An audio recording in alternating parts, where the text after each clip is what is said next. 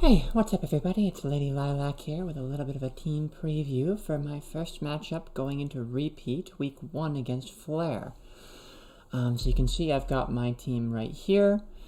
Our squad, well, our entire roster is basically these 6 Mons, and then there's also a Thwacky on the team and 3 1-pointers that are not likely to come very often, but you know they're there. Arena Trapinch could do something, maybe, sometime. Remains to be seen. Point is, we've built this squad really around having an ultra powerful core of 5 and then some filler. Kyogre, obviously, fucking 40-point draft mod. Very expensive, very broken, very straightforward to use as well, at least the way I'm using it in this game. So I will take a moment, see if I can find the, where to put the repeat. New tab.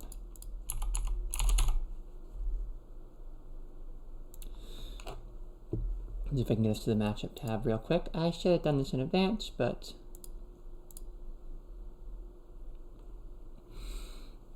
okay. So you can see Flare's team here. Team actually feels like it's quite well matched up into ours. We're obviously naturally a Rain team with Kyogre, although we haven't invested a lot in Rain with the roster, like Rain Abuse. Flare has Tornadus and Ferrothorn, and Keldeo, which are all mons that can make excellent use of Rain. Not to mention Raikou, who can click Thunder pretty freely, and that's spooky.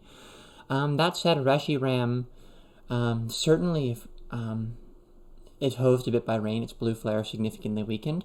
I think in a max format, Reshiram can actually be a deceptively good check to Kyogre as a max overgrowth from a timid max special attack life orb. Reshiram actually is like 87.5% to Oko a offensive Kyogre.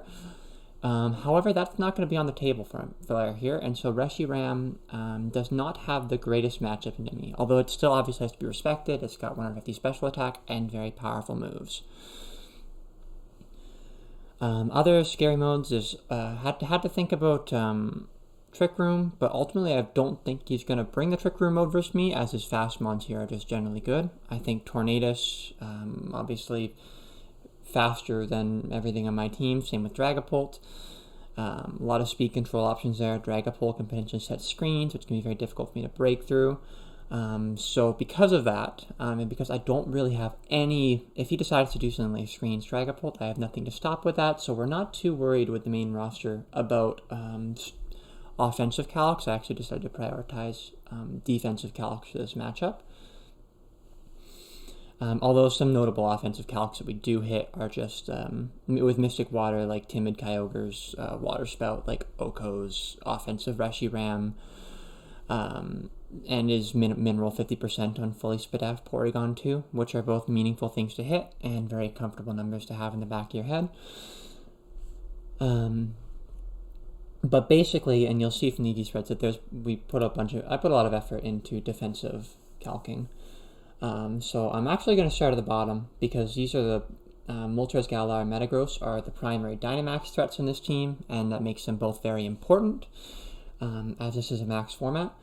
And so we need to hit important breakpoints. And Moltres doesn't look like it's too complex defensively at first. 244 HP, 4 defense is a throwaway investment at 12 in Spadef. But this 244 HP, 12 Spadef is actually pretty important, as it lets us take, if I remember my calcs correctly, it basically ensures that we can't get 2-KO'd by a modest, or by a timid Hurricane from Tornadus. Actually, I might have calced from modest, but I'm pretty sure it's timid. And basically, if we just do a raw HP, no Spadef, there's a chance that it rolls. There's basically a roll, because I do have a Citrus Spray, but there's a roll where I can do like just under 50% and not proc the berry, and then if it gets the actual max roll, it can do enough to kill. So specifically 244 HP and 12 Spadef ensures that there is no breakpoint, that there's no roll above 50%, so that we can always take 2 Hurricanes even if we're not maxed.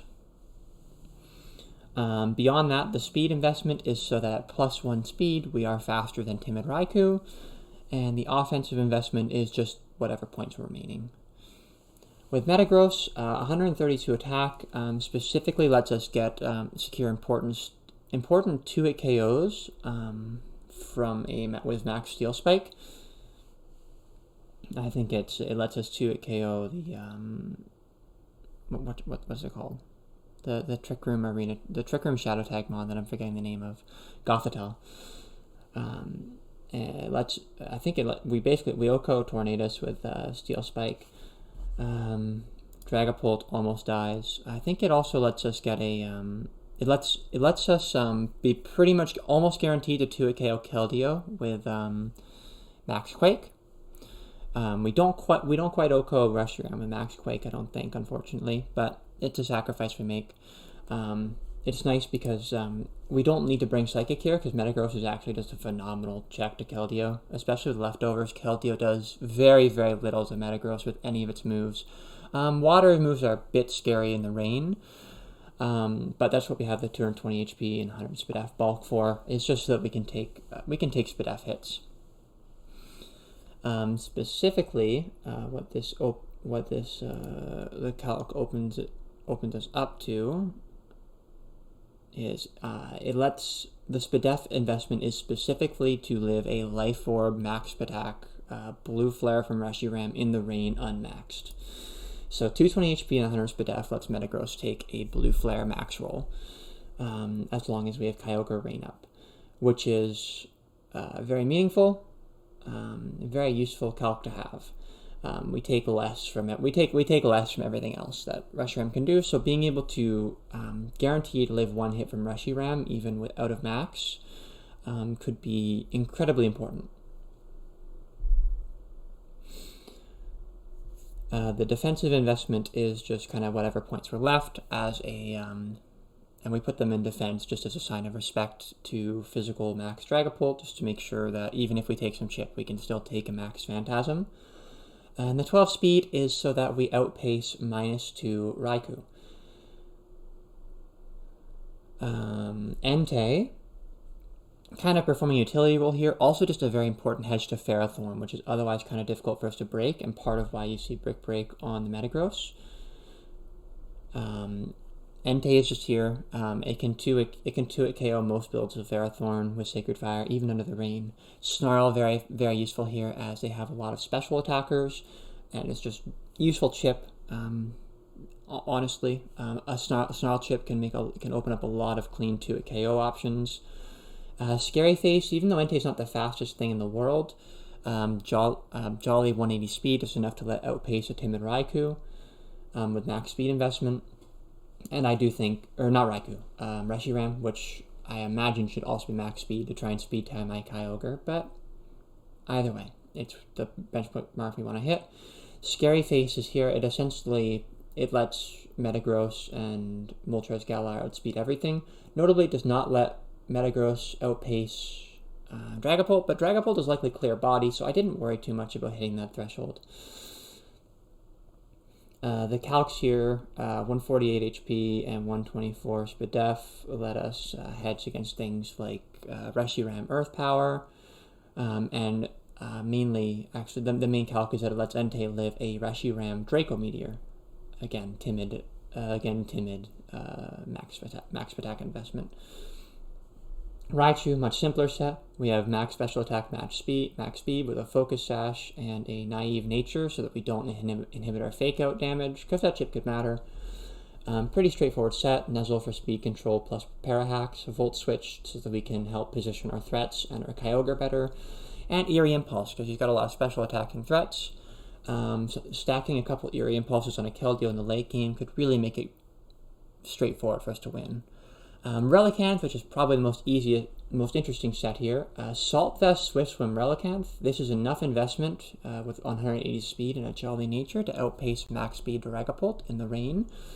And Icy Wind, of course, means that after an Icy Wind, Kyogre can outspeed everything. This would be much better if there was no Tornadus to do Prankster Tailwind, because that is broken as shit and very annoying. But beyond that, we have an Assault Vest that lets us hit some interesting breakpoints, 236 HP and 28 SPDF. let it hit important defensive calcs. I think it lets it live a Thunder from Raikou, but I might be crazy. I know it might have been Thunderbolt. It lets it live something important from Raikou. I think it also tanks a Draco, Meteor, and stuff from Reshiram. The rest of the points, we put 60 points in attack, as it lets us hit some interesting break points with Head Smash. I think it ensures we Oko, Tornadoes, and stuff like that. I mean, we already did. Relicanth Head Smash is very threatening. This mon has good base attack. So, and in Rain, Liquidation is going to do a lot of damage as well. So generally just a mon that has to be respected. Very bad in the Keldeo, but this mon is... I mean, it has a role to play. It's our fastest mon in the matchup, and it's our only way of going faster than Dragapult. Other things to talk about. Kyogre set, very straightforward. We have the 2 spread AoE moves. They don't have a great user of Wide Guard on their team, so we don't have to worry too much about getting punished for that. And then Ice Beam, because there's a Dragapult, there's a Tornadus, there's just generally stuff that Ice Beam is good to have coverage against. And yeah, that's pretty much it. Moltres, Galar, we gave it Nasty Plot.